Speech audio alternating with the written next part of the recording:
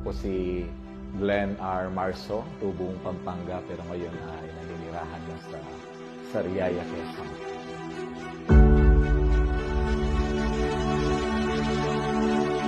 Dating nagkaroon po ng neurocarcinoma peripheral fibroblastoma o sa madaling salita, ito po yung tinatawag na brain tumor. Na-diagnose ako way back 2021 at nagkaroon po ako ng 6 na buwan na tanning sa aking kalagayan at within that month ay oxygen dependent na po ako. Ang karamdamang ito ay gumupo ng aking lakas na kung saan may bahagi ng aking katawan ay nagbi-bleed.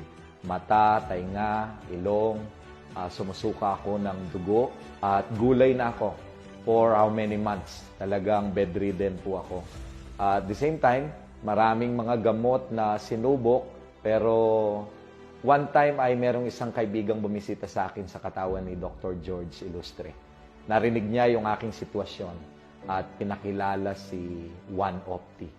Si One Opti ay ayaw kong paniwalaan that time kasi 7 na yung doktor ko at iba't ibang gamot ang sinubukan sa akin. Ngunit pinus ni Dr. George ang pagkakataon na makausap yung aking mga doktor at challenge na subukan si One Opti. Kaya nag-megadose agad ako. 2 bottle a day and praise God sa loob ng 2 linggo na pag-take ko ng Opti juice ay naging normal po ang aking pus cells, red blood cells, triglyceride. Ang isang bedridden ay after 2 weeks na pag-inom lamang ng Opti juice, nakalakad na po ako. Tinuloy-tuloy ko siya up to this moment. 3 years. Almost 3 years na. Amazing ang ginagawa ni Opti sa akin.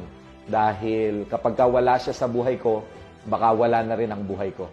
Yan ang nagagawa ni Opti.